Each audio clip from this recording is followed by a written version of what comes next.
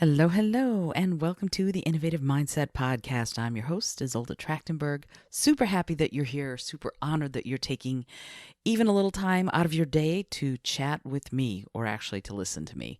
But you can chat too. I would love to hear from you. If you are interested in learning more about ethical innovation, or if you've got opinions and ideas, things that you want me to explore, things you'd like me to know about, drop me a line. I'm at Isolde T on just about everywhere. So today I want to talk to you about something that is a continuation of what I started talking about last Compassion Wednesday. And that was about building up your powers of observation in order to be able to innovate better. Because in order to innovate, you need to know that there's a problem to be solved. And how do you figure out that there's a problem to be solved? You have to observe the situation, whatever the situation is that you might want to do something about. You have to have those observation skills built up enough in order to observe that something might be wrong and that you want to do something about it, that you want to innovate and figure out a solution. So that's part of it.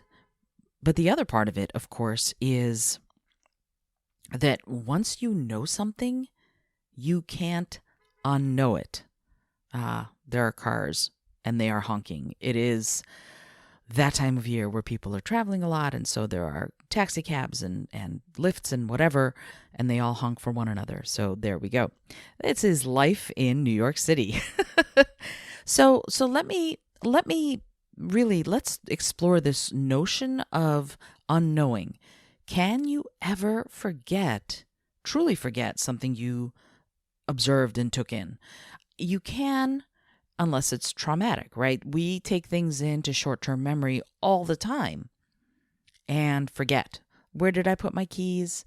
Where did I remember to buy the oat milk? Whatever it is that I was trying to do. Sometimes, unless I write it down, it's not gonna happen. I'm not gonna have it in my head, my consciousness at the moment.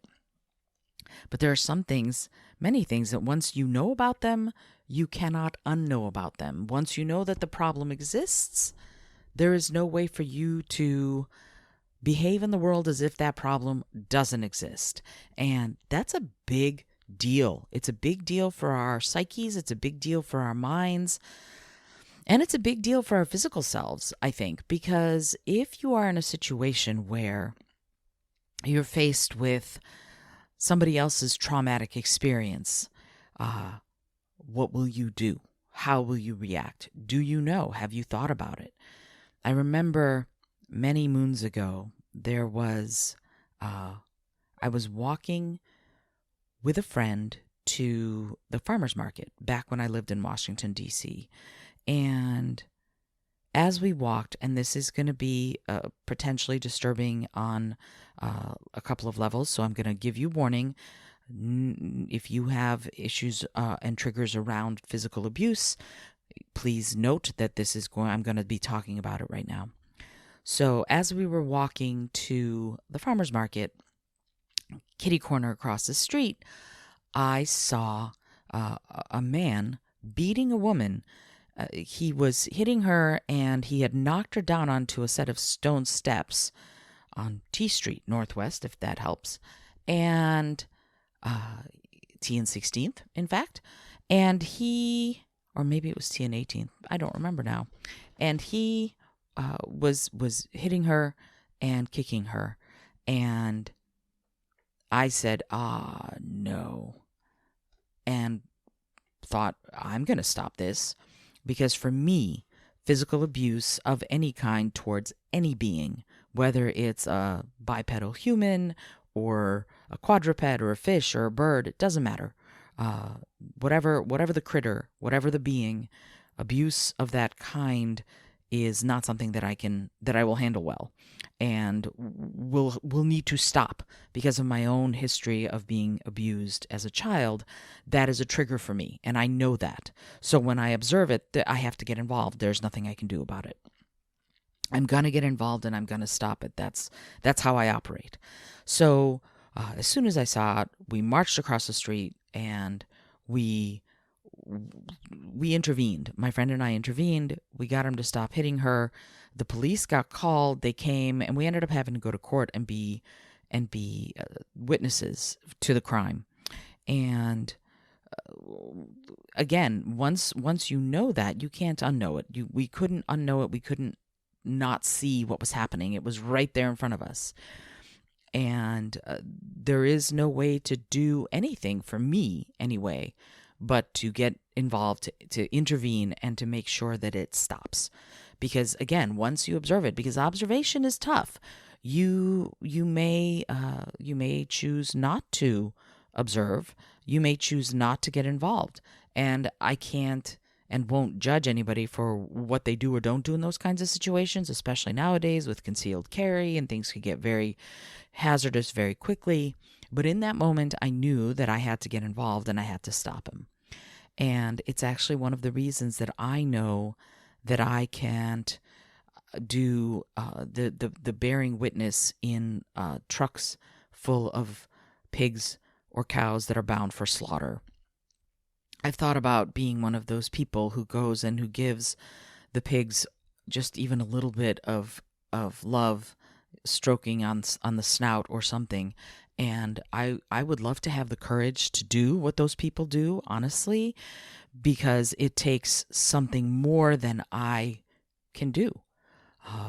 To go to the trucks as they are bound for slaughter, or they are about to go into the slaughterhouse, and to do something for these wonderful animals that isn't the pain and horror that their lives have been, it's absolutely the right thing. And I know for myself, I just don't know that I have the ability. I don't know that I have the courage to do that. And it's not courage. It's courage to bear witness. It takes such courage, such sense of self to know that you can do this and be there for these animals that are about to be murdered. That I honor every single person who has ever done this. I've done it with humans. I have done volunteer work with Safe House, going in and helping get usually women and children who are in acutely abusive situations get to safety. And I've done counseling at rape crisis centers and things like that.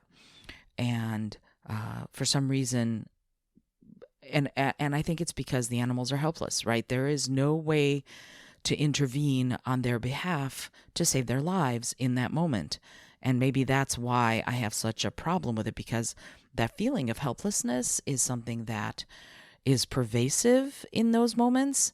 And it's something that's very hard for me as an individual, as Isolde, to deal with. The feeling, if I were the wealthiest woman on the planet, I would buy all of them up. I would just buy all of the pigs and all of the cows and turn everything into sanctuaries and let them be alive and living their best lives for far longer than they would otherwise live, because they get taken to slaughter so early.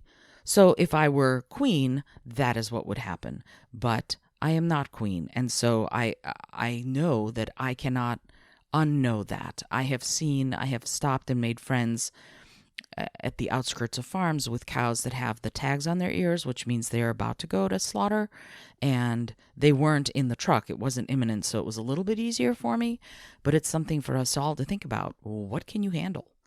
What can you handle? Because once you know it, once you know that this pig, this cow, this chicken, this turkey is bound to be murdered in minutes, maybe hours, and the rest of their lives will be sheer terror, because it's not a pretty thing. It's not a calm thing. Once you know that, you can't unknow it. And we all have to make peace with knowing what we know and knowing what we don't know and what we can handle. And some people, some saints, are much better able to handle it than I can. I know this. I know that I can't handle it. At least not right now. I'm working my way up to it.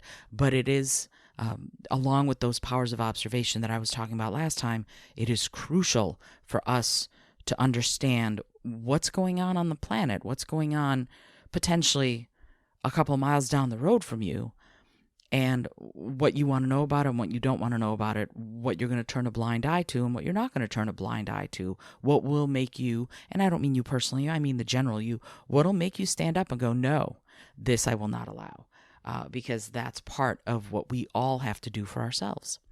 And we have to figure it out. And for me, going vegan was one of those things, right? That's to me, that's a very tiny thing that I do, because being vegan has a lot of repercussions, right? There's a lot of things that happen atmospherically, environmentally, if you remove yourself from the process of eating dead animals. So that's part of it. But there's more. There's more to think about. Because for me, it's easy now. It's easy being vegan. I have no problem with it at all. So that's what I mean by it's easy.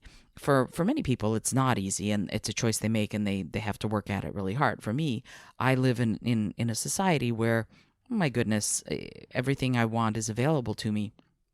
So I get that for some people it would be a lot harder. But those are the choices that I'm making, because I know for me, I can live and breathe much more easily if I don't have to worry about the suffering my actions are causing to other sentient beings. So I'm encouraging you and inviting you to think about, what do you know? What do you want to know? And how will you deal with the fact that you can't unknow it?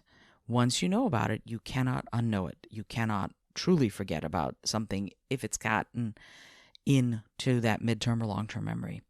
So I hope that you've gotten something out of this episode of the Innovative Mindset Podcast, because this notion of knowing and being aware is something that we all can benefit from, and it will help you think more creatively, be more observant, be more present, and stay in that what can I do to help mindset, because ultimately being of service in that way is the best thing we can do. Alrighty.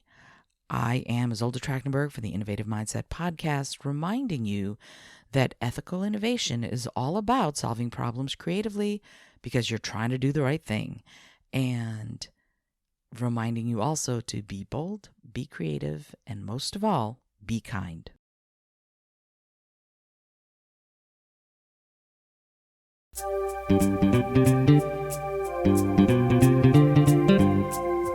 Thank you so much for joining me today. I really appreciate you being here.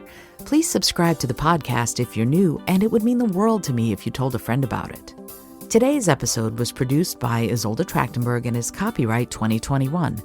As always, please remember this is for educational and entertainment purposes only. Past performance does not guarantee future results, although we can always hope. Until next time, remember to be bold, be creative, and most of all, be kind.